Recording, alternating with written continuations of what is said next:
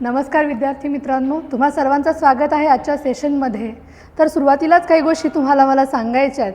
जसं की ह्या ज्या PPTs मी तुम्हाला दाखवते ह्या फक्त संदर्भासाठी आहेत. तुम्हाला मॉडेल आन्सर्स ही पुरवली जातात, त्याबरोबर मी तुम्हाला गाईड करतच आहे की कशा पद्धतीनं you should frame your answers. तर बऱ्याच ठिकाणी मुलांना वाटतं की हां, जर PPT मराठीत असेल तर इंग्लिश मीडियमच्या मुलांचं काय आणि इंग्लिशमध्ये असेल तर मराठी मीडियमच्या मुलांचं काय. तर PPTs are only for reference, एवढं तुम्ही लक्षात ठेवा. आणि जरी मराठीतून PPT असेल तर इंग्लिशमधूनही मी काही मटेरियल ग्रुपवरती थोड्याच दिवसांमध्ये प्रोव्हाइड करेल, ज्याच्यामध्ये काही ॲडिशनल गोष्टी असेल, ज्याच्यामध्ये काही इम्पॉर्टंट स्कीम्स असेल, ज्या की किंवा काही महत्त्वाची वाक्य असेल जी की तुम्ही तुमच्या उत्तराला एनरिच करण्यासाठी वापरू शकाल. यू डोंट हॅव टू वरी, फक्त माझ्यावरती विश्वास ठेवा आणि लिहित राहा. मी तुम्हाला सांगत राहते की कन्सिस्टन्सी इज द की. तुम्ही आजही लिहित नसाल तर प्लीज लिहा, कारण जोपर्यंत तुम्ही लिहिणार नाही तोपर्यंत तुम्हाला कळणार नाही की एक्झॅक्टली तुम्हाला किती येतं आहे आणि तुम्हाला अजून किती प्रिपरेशन करायची गरज आहे. बऱ्याचदा असं होतं की आपण स्वतःला सांगत राहतो की मला हे येतं आहे किंवा हे तर मी करून घेईन, पण ॲक्च्युअलमध्ये ज्याला ती गोष्ट करायची वेळ येते त्यावेळेला ते आपल्याला नक्की जमेलच की नाही हे आपल्याला कधीच नाही कळणार जोपर्यंत आपण ते करून नाही बघणार. म्हणूनच लिहा, त्याशिवाय तुम्हाला कळणार नाही की तुम्हाला किती अंडरस्टँडिंग क्रिएट झालेली आहे. कारण हा सर्वात सोपा विषय आहे आणि ह्याची उत्तरं आरामात लिहिता येतात. बाकी कुठल्याही विषयासारखं याच्यामध्ये फार काही वेगळं तुम्हाला लक्षात नाही ठेवावं लागत. तुमच्या आजूबाजूला घडणाऱ्या गोष्टींविषयीच तुम्ही लिहितायत. फक्त काही गोष्टी त्याच्यामध्ये आहेत की ज्या तुम्हाला लक्षात ठेवाव्या लागतील, ज्या योग्य ठिकाणी तुम्हाला मांडाव्या लागतील आणि ज्यामुळं तुमचे मार्क वाढतील. तर चला तर आज सुरुवात करूया पुढच्या क्वेश्चन्सना, ज्याच्यामध्ये सर्वात पहिला प्रश्न आहे define communalism. Define communalism and explain its impact on Indian society. Communalism काय आहे आणि त्याचा समाजावरती कशा प्रकारे परिणाम होतो हे आपल्याला याच्यामध्ये बघायचं आहे. तर टप्प्याटप्प्यामध्ये लिहायचं आहे. काही ठिकाणी मी थोडीशी एक्स्ट्रा इन्फॉर्मेशन टाकलेली आहे, ती फक्त तुमच्या अंडरस्टँडिंगसाठी.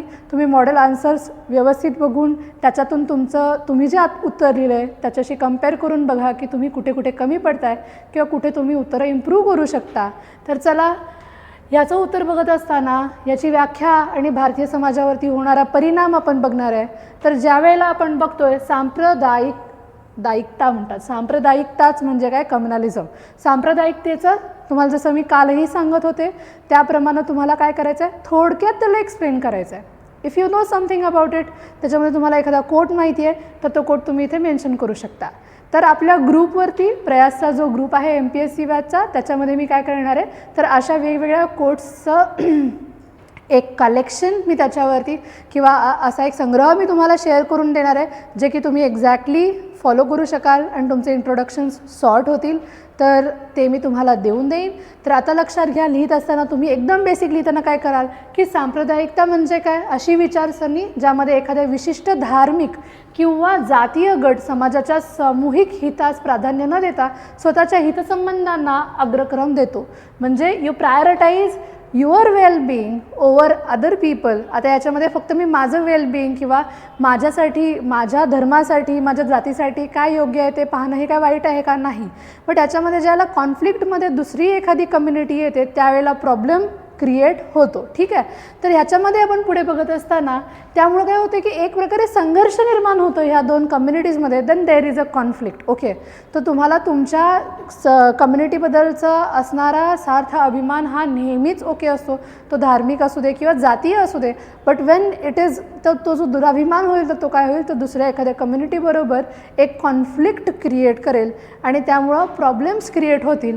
तर त्याच्याचमध्ये भारतात वसाहतवादी धोरणांमुळे सांप्रदायिकतेच्या जी मुळं आहेत ती खोलवर रुजली आहेत. ठीक आहे. तर याच्यामध्ये जर तुम्हाला लिहायचं असेल की बाबा सुरुवातीच्या काळामध्ये असं नव्हतं, मग दिने इलाही होती किंवा तर सध्याच तुमचं हिस्ट्रीचं मॉड्यूल झालं आहे. ठीक आहे ना, की ज्याच्यामध्ये मग तुम्ही कशाप्रकारे सुरुवातीच्या काळामध्ये असा कम्युनलिझम आपल्यामध्ये बघायला नाही मिळायचा आणि कशाप्रकारे जसे आपल्या देशामध्ये ब्रिटिश आले तसा डिवाइड अँड रूल ही त्यांची पॉलिसी होती आणि कशाप्रकारे जे जे कम्युनलिझम आहे त्याची मुळं रोवली गेली हेही तुम्ही लिहू शकता. सुरुवात तुम्ही कशीही करू शकता, इट्स अप टू यू. फक्त ती लॉजिकल असली पाहिजे. आता याचे प्रकार कोणते कोणते आहेत तर प्रकारामध्ये बघाल तर सौम्य सांप्रदायिकता म्हणजेच काय माइल्ड कम्युनलिझम, आणि याच्यामध्ये काय इतरांबाबत वैरभाव नसतो पण तुमच्या स्वतःच्या धार्मिक अस्मितेवर तुम्ही केंद्रित असता. So you are thinking about your own religion, तुमच्या स्वतःच्या जातीबद्दल विचार करताय आणि त्याच्या वेलबिंगबद्दल तुम्ही विचार करताय, तर त्याला आपण काय म्हणणार एक mild communalism. So there is no harm in it. म्हणजे ज्याच्यामध्ये आपण सण उत्सवांवरती भर देतो स्वतःच्या, किंवा धार्मिक शिक्षणावरती भर दिला जातो, ज्याच्यामध्ये शाळा आहेत, मिशनरी शाळा आहेत, मद्रसा आहेत, तर ह्यांच्याबद्दल आपल्याला माहितीच असतं. आता आपण ज्याला सण उत्सवांच्याबद्दल बोलतोय तर त्याच्यामध्ये तुम्ही जसं रामनवमी आहे, मोहरम आहे, तर ह्यांचाही आपण म्हणजे हे सेपरेटली सेलिब्रेट केले जातात. प्लस याच्यामध्ये वेगवेगळ्या पद्धतीनं वेगवेगळे जाती धर्माचे लोकही सेलिब्रेट करतात. ज्याला आपण दिवाळी बघतो तर दिवाळीमध्ये सुद्धा आपल्याकडे म्हणजे मुस्लिम समुदाय सहभागी होतो. त्याचबरोबर त्यांच्याकडे ईद असते, त्यावेळेला त्यांचा शीरखुर्मा खाण्यासाठी सुद्धा आपण म्हणजे आपल्यालाही तो आवडतो. तर थोडक्यात काय ह्याच्यामध्ये एक चांगला बॅलन्स आहे, एकदम सौम्य प्रकारचा एक माइल्ड कम्युनलिझम इथे आपल्याला बघायला मिळतो. तर आता त्याच्यानंतरचा पुढचा भाग म्हणजे काय एक मध्यम सांप्रदायिकता, म्हणजेच काय एक मिडल म्हणजे थोडक्यात काय की एक आपण जे बघितलं एक माइल्ड होतं, आता हे काय होणार आहे मॉडरेट कम्युनलिझम होणार आहे. आता ह्या मॉडरेट कम्युनलिझममध्ये काय होईल की परस्परांविरोधी हितसंबंध असलेल्या समुदायांविषयी पूर्वग्रह बाळगणे. So you have some kind of a prejudice against them, आणि ह्या प्रिज्युडाईजमुळं तुमचं काय होतं की एक तुमची त्या एखाद्या धर्माकडे बघण्याचा एक दृष्टिकोन आहे तो ऑलरेडी बनलेला आहे, आणि त्यामुळं एक मॉडरेट टाईपचा एक कम्युनलिझम आपल्याला बघायला मिळतो, ज्याच्यामध्ये धर्मावरती आधारित राजकीय मतभेद क्रिएट होतात, ज्याच्यामध्ये लव जिहाद, घर वापसी ह्यासारख्या संकल्पना आपल्याला समाजामध्ये बघायला मिळतात. नोकरी आणि शिक्षणात सुद्धा बऱ्याचदा भेदभाव बघायला मिळतो. तुम्ही आज कालच्याच न्यूजमध्ये बघितलं असेल तर त्याच्यामध्ये एका दलित विद्यार्थ्याला ॲडमिशन नाही दिली आणि त्याला तिथून हकलवून दिलं, आणि त्यावरून खूप मोठी कॉन्ट्रोवर्सी झाली आहे. तर every day you have to keep updated your self की कुठे कुठे तुम्हाला असं कम्युनलिझमची उदाहरणं मिळतील जी की तुम्ही मेन्शन करू शकाल. आता हे एकदम साधं उदाहरण दिलं, बट दे शुड बी काय म्हणतात एका आयोगाच्या अपेक्षेला वर्दी असलं पाहिजे त्या एक्झाम्पल्सनी, हेही तुम्ही लक्षात ठेवा. आता नोकरी आणि शिक्षणातला भेदभावही आपल्याला बघायला मिळतो. नोकऱ्या देताना किंवा शिक्षण संस्थांमध्ये प्रवेश देताना सुद्धा बऱ्याचदा काय केला जातो, हा भेदभाव आपल्याला बघायला मिळतो. पुण्यामध्ये सुद्धा तुम्ही बघितलं असेल की बऱ्याच ठिकाणी तुम्ही जर कॉल केला आणि विचारलं की मला तुमच्याकडे राहायला फ्लॅट आहे का, तर त्याला तुम्हाला पहिल्यांदा किंवा तुम्ही कुठल्याही ओनरला कॉल केला तर तो पहिल्यांदा तुम्हाला विचारेल की तुमचं आडनाव काय आहे. तर हा भेदभाव तुम्हाला पूर्णपणे एक पूर्वग्रह दूषितपणा तुम्हाला एक जो आहे तो बघायला मिळतो आणि तो तुम्हाला सतत जाणवत राहतो. So that is a moderate level of communalism. आणि त्याच्यानंतरच आता ह्याच्यातलंच एक महत्त्वाचं म्हणजे काय extreme level of communalism. Extreme म्हणजेच काय अतिरेकी सांप्रदायिकता आहे. आता याच्यामध्ये काय होतं, धार्मिक वर्चस्व प्रोत्साहित करणे आणि त्यामुळे हिंसा आणि सामाजिक अस्थिरता निर्माण करणे. कुणीही आता आपला भारत हा अतिशय विविधतेने नटलेला देश आहे, तर याच्यामध्ये कुणीही म्हटलं की मी सर्वश्रेष्ठ तर ते शक्य नाही होऊ शकणार. सर्वांनी एकत्र राहिलं तरच आपलं एक काय म्हणतात भारतातली जी एकात्मतेची भावना आहे ती टिकून राहील आणि आपला एक देश आहे तो पुढे जाईल. But it is like a slow killer of our society. हा तीव्र सांप्रदायिकता आपल्याला काय करते, एका अतिरेकी सांप्रदायिकतेमुळं बरेचसे समाजामध्ये एक समाजविरोधी घटक आपल्याला बघायला मिळतात, ज्याच्यामध्ये जसं मी तुम्हाला सांगते धार्मिक दंगली आणि हिंसा आपण बघत असतो.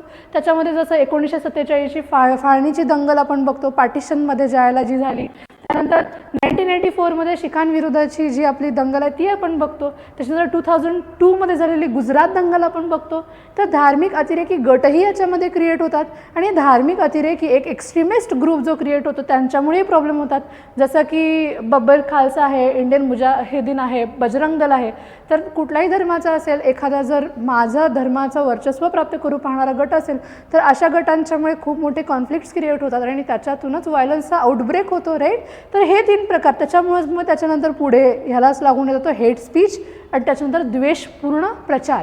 थोडक्यात काय, हेट स्पीचमुळं बऱ्याचदा एक नॉर्मल समुदायही असेल किंवा एक नॉर्मल कम्युनिटी आहे त्याच्यामध्ये सुद्धा एखाद्या दुसऱ्या कम्युनिटीबद्दलचा काय एक तीव्र द्वेषाची भावना निर्माण होऊ शकते अथवा केली जाऊ शकते. आणि अशा प्रकारे आपल्याला माइल्ड, मॉडरेट आणि एक्स्ट्रीम लेवलचं कम्युनलिझम बघायला मिळतो. आता याच्यामध्येच पुढे बघत असताना भारतीय समाजावरती याचा काय परिणाम आहे हे आपल्याला बघायचं आहे. आता भारतीय समाजावरचा परिणाम बघत असताना एक तर असतो पहिला सामाजिक परिणाम. लक्षात ठेवा, सामाजिक, आर्थिक, राजकीय अशा प्रकारे तुम्हाला सर्व अस्पेक्ट्स कव्हर करता आले पाहिजेत. आता सामाजिक परिणाम ज्या वेळेला म्हणतोय तर सामाजिक सौहार्द धोक्यात येतं. एक प्रकारची कम्युनिटी फिलिंग जी आहे, एक वी फिलिंग आहे ती काय येते, धोक्यात येते. नंतर जातीय दंगली ज्या आता आपण मेन्शन केल्या त्या आपल्याला बघायला मिळतात. त्याचबरोबर घेटोकरण और वस्तीकरण क्रिएट होतं, म्हणजे हिंसाचार आणि भेदभावामुळे धार्मिक अल्पसंख्याक स्वतंत्र एका घेटोमध्ये राहायला लागतात. आता घेटो काय असतो तर हा घेटो हा इंग्लिश शब्द आहे आणि त्यालाच वस्तीकरण म्हटलं गेलेलं आहे. आता एखादा अल्पसंख्याक जर एखादी कम्युनिटी असेल तर ती काय करायला लागते की एक वेगळं स्वतःचं अस्तित्व क्रिएट करण्यासाठी और त्यांना इंटिग्रेट केलं न गेल्यामुळे ते एक स्वतःची वस्ती करून राहायला लागतात आणि त्या वस्त्यांनाच घेटोज म्हणतात आणि अशा घेटोजमध्ये ते राहायला लागतात. आणि ह्या घेटोज आता हे फक्त भारतातच आहे का, नाही, जगभरात तुम्हाला खूप ठिकाणी हे बघायला मिळेल. आणि ह्या घेटोकरणामुळं काय होतं की ह्या लोकांचे जे हे मुळातच आहेत अल्पसंख्याक आणि त्यांचे जे प्रॉब्लेम्स आहेत even on the administrative basis ते सुद्धा म्हणजे ते सुद्धा तेवढ्या व्यवस्थित पद्धतीनं सोडवले नाही जात आणि त्यामुळे जास्त प्रॉब्लेम्स क्रिएट होतात. आता याच्यामध्येच पुढे बघत असताना पुढचे आहेत राजकीय परिणाम. राजकीय परिणामांमध्ये जर तुम्ही बघाल एक सांप्रदायिकतेचं राजकारण क्रिएट होतं आहे. हेट स्पीच असू दे किंवा एखाद्या धर्माचे किंवा एखाद्या जातीच्या लोकांचे वोट्स मिळवण्यासाठीचं एक राजकारण तिथे काय घडवलं जातं आहे. त्याचबरोबर राष्ट्रीय एकात्मते अडथळा निर्माण होतो. How will you be integrated when you are following your own religion, you are trying to make sure की तुमचाच रिलिजन सर्वात बेस्ट आहे. ठीक आहे, तुम्ही सर्वांना एकत्र घेऊन जाण्याच्या किंवा एका वी फिलिंगच्या अगेन्स्टच विचार करत असाल तर ते शक्यच नाही होणार.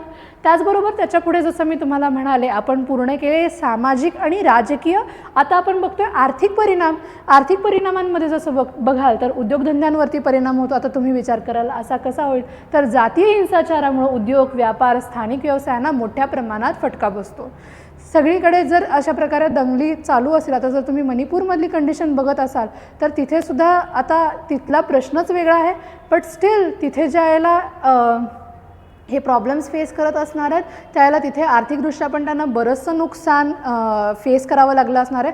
कारण कुणालाही कुठल्याही एखाद्या ठिकाणी दंगली चालू आहेत, एखाद्या ठिकाणी हिंसाचार चालू आहे आणि अशा ठिकाणी जाऊन एखादा उद्योग प्रस्थापित करणं किंवा तिथल्या एखाद्या कुठल्या तरी कॉन्ट्रॅक्टरबरोबर कुठलाही व्यापार करणं अतिच लॉजिकल नाही वाटणार आणि त्यामुळं या गोष्टींवरती परिणाम होतो आणि विकासांच्या संधीवरती मर्यादा येतात.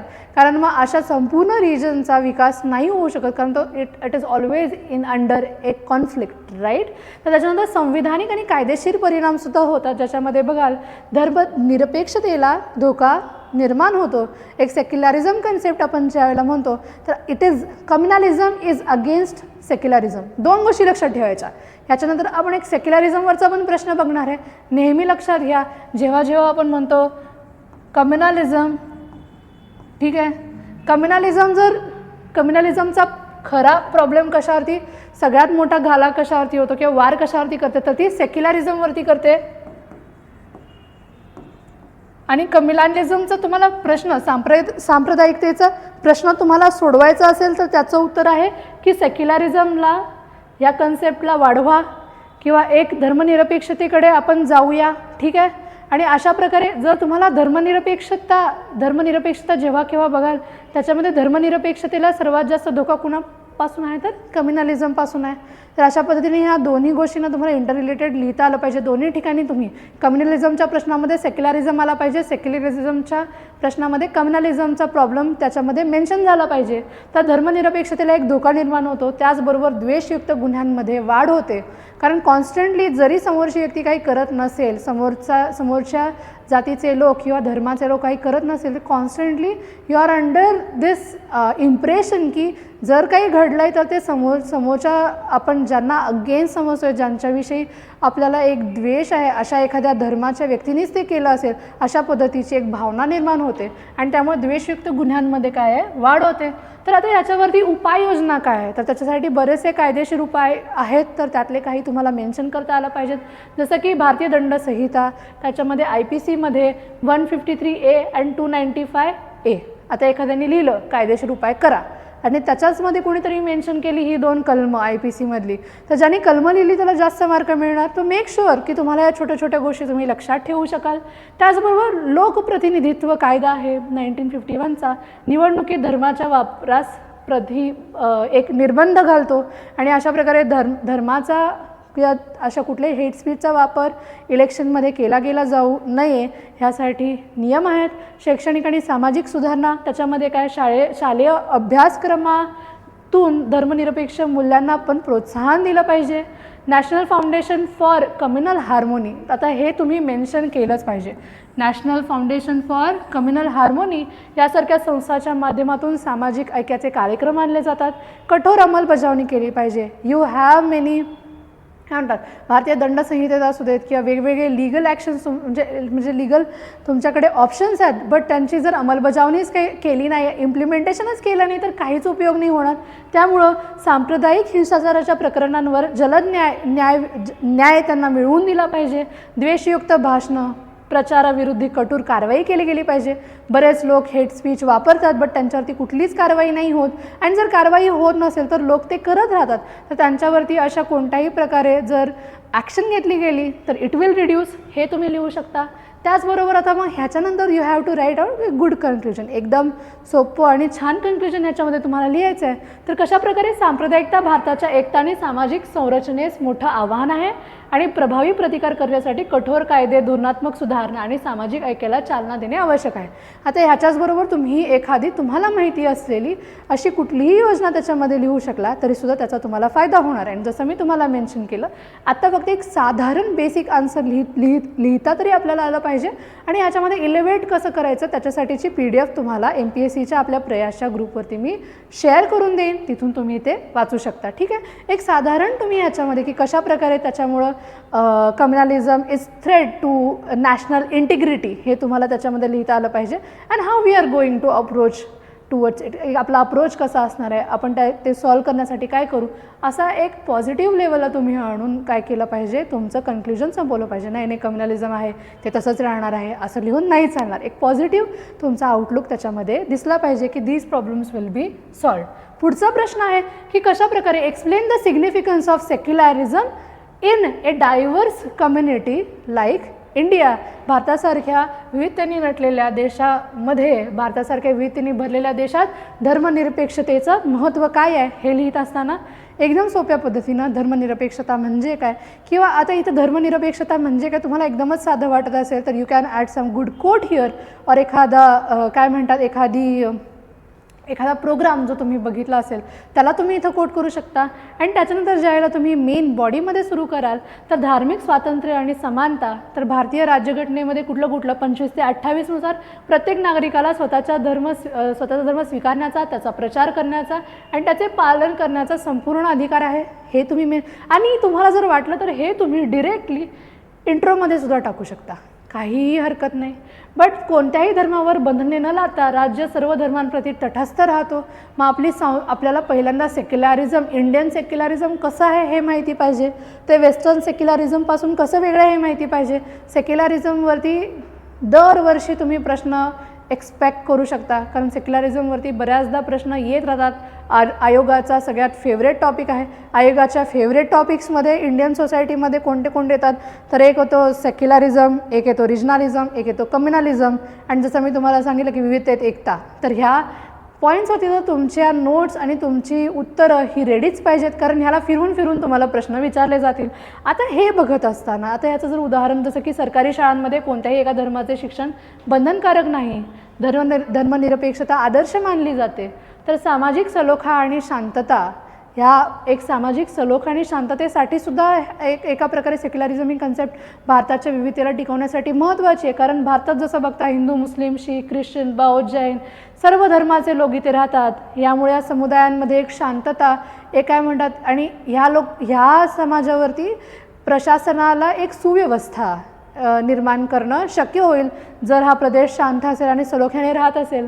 तर याचं उदाहरण स्वातंत्र्योत्तर भारतामध्ये जसं बघा धर्माच्या नावावर फाळणीचा मोठा अनुभव आपण घेतला, बट धर्मनिरपेक्षतेमुळं आजसुद्धा आपण एकदम गुण्यागोविंदांनी एकत्र राहत आहोत. There are few problems but आपण गुण्यागोविंदांनी एकत्र राहत आहोत. त्याचबरोबर जसं बघाल लोकशाही मूल्यांची जपणूक डेमोक्रेसीला स्ट्रेंथन करण्यासाठी सुद्धा धर्मनिरपेक्षतेची गरज आहे. जसं की संविधानाच्या प्रास्ताविकेत प्रिॲम्बलमध्ये धर्मनिरपेक्षता, स्वातंत्र्य, समानता, बंधुत्व हे 4 काय आहेत ॲड केलेले आहेत. या मूल्यांचा उल्लेख आहे. आणि त्याच्यानंतर धर्मनिरपेक्षता ही लोकशाहीची गुरुकिल्ली मानली जाते. सार्वजनिक ठिकाणी कोणत्याही धर्माला प्राधान्य न देता सर्व धर्मांना समान वागणूक दिली गेली पाहिजे. ठीक आहे. तर अशा पद्धतीनं आपण त्याचं इम्प्लिमेंटेशन करू शकतो. अल्पसंख्याकांच्या हक्कांचं संरक्षणसुद्धा धर्मनिरपेक्षतेमुळं शक्य होतं. कलम 29 आर्टिकल 29 आणि 30 त्याच्यामध्ये धार्मिक बहुसंख्यांकडून होणाऱ्या संभाव्य अन्यायाला आळा घालण्यासाठी सुद्धा बरेचसे जे काही आहेत काय म्हणतात की बऱ्याचशा प्रोव्हिजन्स आहेत आणि त्याच्यामध्ये सुद्धा धर्मनिरपेक्षतेला काय स्ट्रेंथन केलं जातं आहे. अल्पसंख्याक शिक्षण संस्था, मिशनरी शाळा, मद्रसा स्वतःचे शिक्षण धोरण ठरवू शकतात. त्याच्यानंतर राष्ट्रीय एकात्मता आणि स्थैर्य ह्यालासुद्धा काय होते त्यामुळे चालना मिळते. तेवढंच नाही, एक विज्ञानवाद आणि प्रगतीसाठी महत्त्व ठरतो. कारण धर्मातून बाहेर येऊन ज्या वेळेला आपण विज्ञानाचा विचार करायला लागू त्याच वेळेला तर आपण एक देश म्हणून पुढे जाऊ. तर थोडक्यात काय सरकार कोणत्याही धार्मिक अंधश्रद्धेच्या आधारावर निर्णय घेत नाही. धर्मावरती कुठलेही निर्णय घेतले जात नाहीत. त्यामुळे वैज्ञानिक दृष्टिकोन कायम राहतो. एक सायंटिफिक अप्रोच राहतो कुठलीही गोष्ट डील करताना. जसं की त्याचंच उदाहरण बघाल सतीप्रथा, बालविवाह, अस्पृश्यता यांच्यासारख्या चुकीच्या ज्या प्रथा आहेत धर्मांमध्ये त्या धर्मनिरपेक्ष कायद्यांमुळं बंद करणं सोपं होऊन गेलं. आणि त्याच्यातच आपण जसं पुढं जाऊ तर आपल्याला कुठली आव्हानं आहेत त्याच्या पुढं हे लिहिता आलं पाहिजे. तर जसं मी तुम्हाला म्हणाले त्याचं पहिलं महत्त्वाचं आव्हान आहे कम्युनलिझम, दॅट इज सांप्रदायिकता आणि धार्मिक ध्रुवीकरण जे आहे, एक पोलरायझेशन जे क्रिएट होतं आहे त्यामुळं काय बरेचसे प्रॉब्लेम्स होतात. आणि त्या ठिकाणी तुम्हाला त्याच्यावरती उपाय काहीतरी म्हणजे सांगितलं गेला पाहिजे. जसं की आता वारंवार होणारे सांप्रदायिक तणाव, दंगे यांचं तुम्ही इथं मेन्शन करू शकता. उदाहरणांमध्ये बाबरी मशीद पाडल्यामुळं 1992मध्ये झालेल्या दंगली, 2002मधल्या गुजरातमधल्या दंगली ज्यामुळे सतत मोठ्या प्रमाणात अस्थिरता निर्माण झाली. धर्माचे राजकीय शोषण म्हणजे थोडक्यात काय धर्माचा यूज केला जातो राजकीय कारणांसाठी आणि त्यामुळं धार्मिक भावनांचं काय केलं जातं यूज करून एका प्रकारे एक्सप्लॉयटेशन केलं जातं. आता याच्यामध्ये काही वेळेला निवडणुकांच्या वेळी काय केलं जातं धार्मिक भावना भडकवल्या जातात. निवडणुकांदरम्यान विशिष्ट धार्मिक समुदायांना आकर्षित करण्यासाठी दिल्या जाणाऱ्या घोषणा, थोडक्यात काय हेट स्पीच ज्याच्याविषयी आपण बोललो, न्यायिक आणि धोरणात्मक द्वंद्व क्रिएट होत आहे की विविध धार्मिक समुदायांसाठी असलेल्या वेगवेगळ्या वैवाहिक वारसा हक्क आणि ह्यामुळं बरेचसे द्वंद्व दिसायला आपल्याला दिसतं. आणि समान नागरी संहिता that is uniform civil code अंमलात आणण्याच्या प्रयत्नामध्ये बरेचसे अडथळे येत आहेत. तर आता याच्यामध्ये युनिफॉर्म सिव्हिल कोड फक्त धर्मांसाठीच नाही तर त्याच्यामध्ये ट्रायबल्ससुद्धा आहेत. तर ट्रायबल्सचे प्रॉब्लेम्स वेगळे आहेत. पण ज्याला आपण धर्मांचा विचार करतो तर त्यावेळेला धार्मिक ज्या काही आपल्या एक काय म्हणतात एक परंपरा आहेत त्यांना फॉलो करण्यासाठी म्हणून किंवा त्यांचे जे स्वतःचे एक काय म्हणतात ज्या पद्धतीनं आतापर्यंत गोष्टी होत आलेल्या आहेत त्याच्यावरती ठाम आहेत लोक, त्यामुळे इश्यूज होतात. जसं की तिहेरी तलाक जो बंद केला गेला त्या बंदीचा निर्णय जेव्हा आला त्यावेळेला काही लोकांनी त्याचं स्वागत केलं तर काही लोकांना तो मान्य नव्हता. आणि त्यामुळे you see the 2 groups there. आणि नॉट जस्ट दॅट बऱ्याच ठिकाणी आपल्याला हे बघायला मिळतं. तर अल्पसंख्याकांच्या सुरक्षिततेवरती आव्हान क्रिएट होतं. कोणत्याही ठिकाणी कोणताही समुदाय असेल तो हिंदू, मुस्लिम, ख्रिश्चन, बौद्ध किंवा दुसरे कुठलेही अल्पसंख्याक किंवा एखाद्या रिजनमध्ये असतील जिथे त्यांचा नंबर कमी असेल तिथे त्यांचा से कमी असेल. आणि अशा वेळेला त्यांच्यामध्ये बऱ्याचशा धार्मिक ज्याला चकमकी होतील किंवा कुठल्याही प्रकारच्या सांप्रदायिक हिंसा होतील तर त्यांना मुख्य प्रवाहापासून दूर करण्याचा प्रयत्न केला जातो आहे. तर असं नाही झालं पाहिजे. काही भागांमध्ये धर्माच्या आधारावरती मॉब लिंचिंग झालेली आपल्याला बघायला मिळते. तर ती सुद्धा एक आहे आव्हान आहे आपल्या सेक्युलरिझम पुढे. धर्म आणि शिक्षण व्यवस्थेतील हस्तक्षेप आपल्याला जो बघायला मिळतो. शैक्षणिक संस्थांमध्ये विशिष्ट धार्मिक गटांना झुकते माप दिले जाऊ नये ह्यासाठी पण बरेचसे प्रयत्न केले जातात. काही शिक्षण संस्थांमध्ये विशिष्ट धार्मिक शिकवणी दिल्या जातात आणि विचार against the idea of secularism. तर हेही आपल्याला सांगता आलं पाहिजे. आणि याचाच निष्कर्ष आपण ज्याला सांगतो तर एक बेसिक तुम्हाला कन्क्ल्युजन याच्यामध्ये मेन्शन करायचं आहे.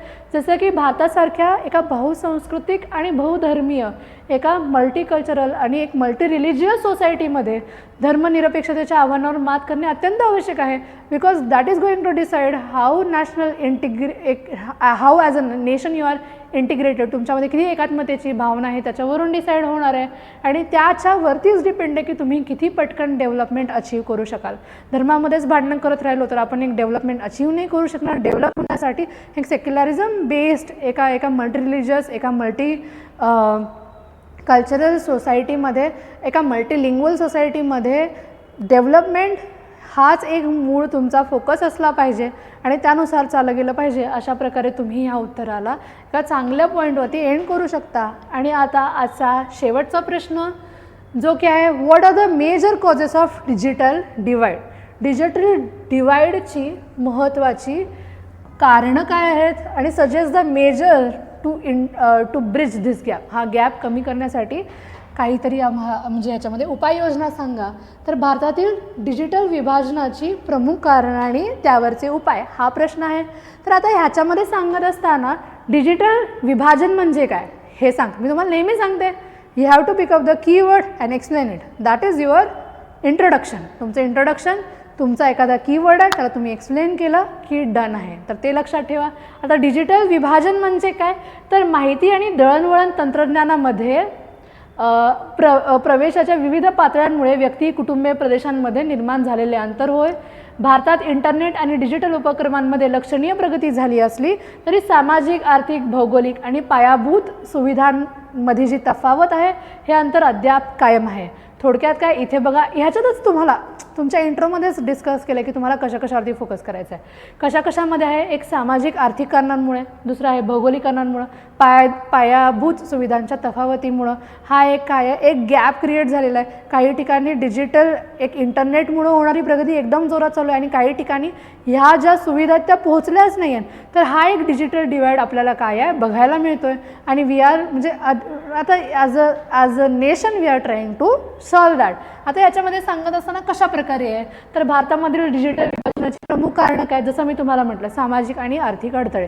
तुमच्या इंट्रोमध्येच ते येऊन गेले. तर आता सामाजिक आणि आर्थिकमध्ये काय, उत्पन्नातील असमानता आहे. आर्थिकदृष्ट्या दुर्बल जी व्यक्ती आहे, घटक आहे, त्यांना डिजिटल उपकरणं, इंटरनेट सेवा परवडतच नाहीत. सगळ्यात मेन मुद्दा आहे, ज्याला परवडतं तोच तर यूज करू शकणार आहे.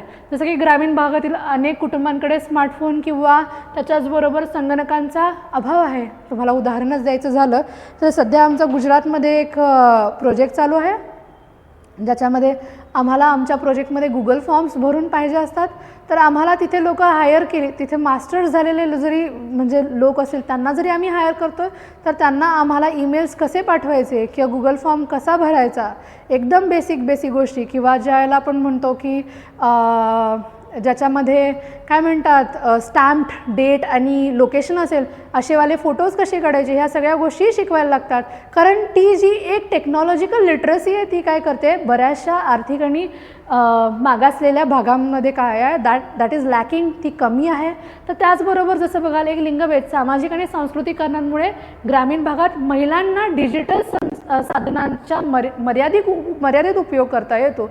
स्त्रियांना ती तितक्या चांगल्या पद्धतीनं काय म्हणतात एका सांस्कृतिक किंवा कोणत्याही एका सामाजिक कारणांमुळे त्यांना त्याचा ॲक्सेस पटकन नाही मिळत.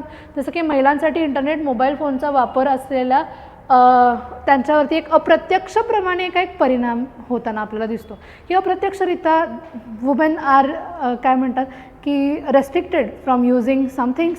त्याच्यानंतर आपण पुढे जर बघू तर एक शैक्षणिक आणि कौशल्यविषयक अडचणीसुद्धा आपण बघतो, जसं की कमी डिजिटल साक्षरता आहे. मी तुम्हाला म्हटलं ना एक डिजिटल लिटरसी आहे ती कमी आहे.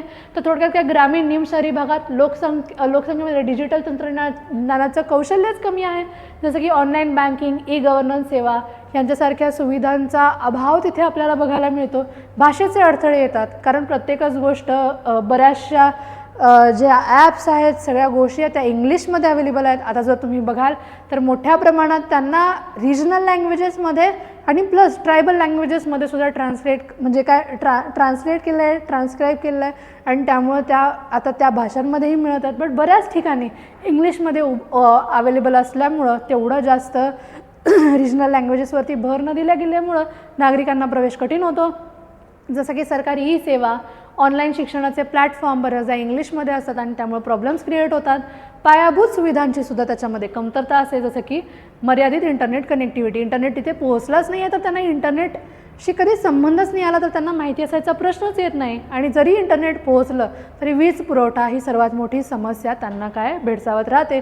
त्यामुळे अनेक गावांमध्ये सतत जाणाऱ्या विजेमुळेही इंटरनेटचा ॲक्सेस तेवढा फ्री राहत नाही. त्याच्यानंतर प्रादेशिक असमानता, शहरी आणि एक ग्रामीण, एक अर्बन रुरल डिवाईड क्रिएट झालेला आहे. आणि ह्या डिवाईडमुळं काय होते, शहरी भागात डिजिटल सुविधा पटकन ॲक्सेसिबल आहेत आणि त्याच आपण जर बघतो त्या रुरल एरियामध्ये मिळत नाहीत. बेंगलोर आणि पुणे यांसारख्या शहरांमध्ये डिजिटल सेवा आपल्याला बघायला मिळतात चांगल्या पद्धतीनं, बट तुम्ही ज्यावेळेला एखाद्या रुरल एरियामध्ये एखाद्या दुर्गम भागामध्ये जाल तर तिथं त्या तितक्या बघायला मिळत नाहीत. राज्यवार तफावत पण आपल्याला मिळतं की दक्षिण आणि पश्चिम भारतीय राज्यांमध्ये डिजिटल पायाभूत सुविधा अधिक विकसित आहेत. मध्य आणि ईशान्य भागात राज्यांमध्ये त्या तुलनेने कमी आहेत. जसं की त्याचबरोबर डिजिटल उपकरण आणि इंटरनेटच्या सेवा परवडणाऱ्या सुद्धा आहेत का, हा सुद्धा महत्त्वाचा प्रश्न आहे. कारण बऱ्याचशी जी आपण उपकरणं म्हणतो ती बरीचशी महागडी असतात आणि त्यांचा ॲक्सेस त्यामुळे मिळत नाही. तर त्याच्यानंतर डेटा आणि इंटरनेट सेवांचा जो खर्च आहे, the money required for that is also higher आणि त्यामुळे सुद्धा त्यांची ॲक्सेसिबिलिटी कमी होते. बट नाव ह्याच्यासाठी तुम्हाला काय करायचं आहे, always come up with a good solution, ज्याच्यामध्ये तुम्ही बघाल तर डिजिटल ज्या कुठल्या सुविधा आहेत त्या काय करणं, त्यांची जी काय म्हणतात एका प्रकारे सुविधा बळकट तुम्हाला याच्यामध्ये करावी लागेल. जसं की ब्रॉडबँड मोबाईल नेटवर्कचा विस्तार, सर्व गावांमध्ये हायस्पीड इंटरनेट मिळालं पाहिजे, यासाठी प्रयत्न केले जाऊ शकतात. त्याचबरोबर खाजगी क्षेत्रांचा ह्याच्यामध्ये एक प्रायव्हेट एंटिटीजना जर तुम्ही ह्याच्यामध्ये घेतलं आणि त्याचा स्प्रेड करण्यासाठी तुम्ही जर प्रयत्न केला तर अगदी छोट्या गावापर्यंत ह्या गोष्टी जाऊन पोहोचू शकतात. So we need a good policies here, data driven good policies. मी तुम्हाला कालच्या सेशनमध्येही म्हणाले होते, data driven policy implementation is the key here, की एक डेटा कलेक्ट करा, कुठे कुठे लोकांना ते मिळण्याची गरज आहे, पोहोचवलं जाऊ शकतं आहे आणि त्या पद्धतीनं पॉलिसीज क्रिएट करा. डिजिटल साक्षरता वाढवली पाहिजे. फक्त तिथं घेऊन तुम्ही एक इंटरनेटची सेवा पुरवली आणि तिथे नेऊन कॉम्प्युटर्स लावले आणि लोकांना ते वापरताच येत नाही तर शून्य उपयोग आहे. म्हणून देर is a need of a digital literacy आणि त्यासाठी सरकारी उपक्रम अतिशय प्रभावी करावे लागतात आणि त्यामधला महत्त्वाचा आहे प्रधानमंत्री ग्रामीण डिजिटल साक्षरता अभियान आहे आणि डिजिटल इंडिया कार्यक्रम आहे, यांचा प्रसार केला गेला पाहिजे. शालेय शिक्षणात डिजिटल लिटरसीचा समावेश म्हणजे डिजिटल लिटरसी अचीव करण्यासाठी बरेचसे प्रोग्राम्स आपण त्याच्यामध्ये इन्क्लूड करू शकतो, जसे की डिजिटल उपकरणे, इंटरनेट सेवा सर्वांना सुलभ करणे, अनुदानित उपकरणे, डेटा योजना आपण त्याच्यामध्ये लागू करू शकतो. त्याचबरोबर सार्वजनिक इंटरनेट सुविधा जसं की वायफाय हॉटस्पॉट्स, ई केंद्र उभारणे की जिथून लोक त्याचा फायदा घेऊ शकतील. तर ह्या प्रकारे हा डिवाईड आपण हळूहळू कमी करू शकतो. स्थानिक भाषांमध्ये डिजिटल सामग्री विकसित करणे हे चालूच आहे, पण ते अजून मोठ्या प्रमाणात केलं गेलं पाहिजे. सरकारी वेबसाईट, शिक्षणाचे प्लॅटफॉर्म, ई गव्हर्नन्स सेवा ह्यासारख्या गोष्टी वेगवेगळ्या भाषांमध्ये मिळायला हव्यात. त्याच्यानंतर स्टार्टअप आणि इनोव्हेशनला त्यामुळं काय होईल, प्रोत्साहन मिळेल. सामाजिक समावेश वाढवला पाहिजे, जसं की महिलांना डिजिटल गोष्टी वापरायला शिकवणं आणि त्यांच्यामध्ये एक काय म्हणतात एक पॉझिटिव्ह एक नंबर वाढवणं गरजेचं आहे. वंचित आणि मागासवर्गीयांसाठी सुद्धा एक डिजिटल केंद्र उभारली गेली पाहिजेत. धोरणात्मक हस्तक्षेप आणि सरकारी सहभाग, जसं की मागास भागामध्ये एक विशेष योजना असल्या पाहिजेत. ई गव्हर्नन्स डिजिटल सेवांचा विस्तार करण्यासाठी, जसं की आरोग्य, शिक्षण, बँकिंग ह्या सर्व क्षेत्रांमध्ये डिजिटल प्लॅटफॉर्म्स कशा पद्धतीनं वापरता येतील ह्याच्यावरती भर दिला पाहिजे. तर आता हे सगळं सांगत असताना there are number of digital divide कमी करण्यासाठी, डिजिटल लिटरसी वाढवण्यासाठी बऱ्याचशा स्कीम्स आहेत. जसं मी तुम्हाला म्हणाले, I am going to provide you a different PDF ज्याच्यामध्ये अशा प्रकारच्या स्कीम्स आणि असे तक्ते असतील. तर त्याचंच एक एक्झाम्पल म्हणून इथे तुम्हाला बघायला मिळत असेल. तर जसं की एक भारतनेट आहे. आता भारतनेट संचार मंत्रालयानं आणलेलं आहे आणि इट इज फॉर ग्रामीण भागात हायस्पीड इंटरनेट सुविधा पुरवण्यासाठी आहे. त्याचप्रमाणे प्रधानमंत्री ग्रामीण डिजिटल साक्षरता अभियान आहे. त्याच्यानंतर कॉमन सर्व्हिस सेंटर आहेत, डिजिलॉकर्स आहेत, Umang unified mobile app for new governance आहे, ई हॉस्पिटल्स आहेत, आयुष्मान भारत हे डिजिटल काय मिशन आहे. त्याबरोबर आपण राष्ट्रीय कृषी बाजार, ई नाम बघतो. त्याच्यानंतर राष्ट्रीय डिजिटल साक्षरता अभियान, आधार आहे, माय गव्हर्नमेंट आहे, स्टार्टअप इंडिया आहे. त्याच्यानंतर डिजिटल विलेज उपक्रम आहे. डिजिटल विलेज उपक्रमाबद्दल वाचा. त्याचबरोबर राष्ट्रीय ब्रॉडबँड मिशन आहे. फास्टॅग्स आहेत. फास्टॅग्स तुम्हाला माहिती असेल, जर तुम्ही प्रवास करत असाल तर थोडक्यात काय, या सर्व गोष्टी तुम्हाला हे एक्स्ट्राचं मटेरियल मी ग्रुपवरती प्रोव्हाइड करून देईल. तर MPSCच्या आपल्या प्रयाशा ग्रुपवरती या गोष्टी तुम्हाला 1-2 दिवसांमध्ये मिळून जाणार आहेत. ठीक आहे. तर साधारण तुम्हाला आयडिया आली असेल की कशाप्रकारे एक इंट्रोडक्शन, एक छान main body, towards the conclusion कसा एक पॉझिटिव्ह अप्रोच, त्याच्यामध्ये एक काय म्हणतात एक सोल्युशन सेंट्रिक अप्रोच, आणि त्याच्यानंतर कन्क्ल्युजन की कशाप्रकारे ह्या गोष्टी फ्युचरमध्ये जाऊन, आता आहे प्रॉब्लेम पण फ्युचरमध्ये जाऊन आम्ही त्या कशा सुधारू हेही मेन्शन करता आलं पाहिजे, त्याचं महत्त्व सांगता आलं पाहिजे. आणि जसं मी तुम्हाला सांगते, hard work beats talent when talent doesn't work hard. तुम्ही फक्त नेहमी लक्षात ठेवा, हार्डवर्क आणि टॅलेंट ह्यांचं बेरीज तुम्हाला यशापर्यंत पोहोचवतं. एखाद्या व्यक्तीकडे टॅलेंट आहे बट ती व्यक्ती जर हार्डवर्क करत नाही आहे तर त्याचा काहीच उपयोग होत नाही, कारण त्या व्यक्तीला बऱ्याचशा गोष्टी येतच नसणार आहे. बट एखादी हार्डवर्किंग व्यक्ती असेल तर ती त्या टॅलेंटेड व्यक्तीच्या पण पुढे निघून जाते, कारण त्या हार्डवर्कनी, कन्सिस्टन्सीनी ती व्यक्ती त्या गोष्टी अचीव करत राहते आणि त्या सतत मिळवत राहते. तर ह्या दोन्हीचं एक चांगलं समीकरण ज्याला बसेल त्याच वेळेला तुम्ही यशस्वी होऊ शकाल. त्यामुळं there is no option for hard work. Smart work करूच शकता, बट हार्डवर्क हे केलंच गेलं पाहिजे आणि तुम्ही सातत्यानं कन्सिस्टन्सी ठेवा. Consistency is the key to success. तुम्ही रोज उत्तरं लिहा, रोज तुम्ही लिहिण्याचा प्रयत्न करा, त्याच वेळेला तुम्हाला चांगल्या पद्धतीने लिहिता येणार आहे. आणि आय एम विथ यू. तर आपण आजचं हे सेशन इथे थांबूया. लिहित राहा. भेटू पुढच्या सेशनमध्ये. चलो बाय.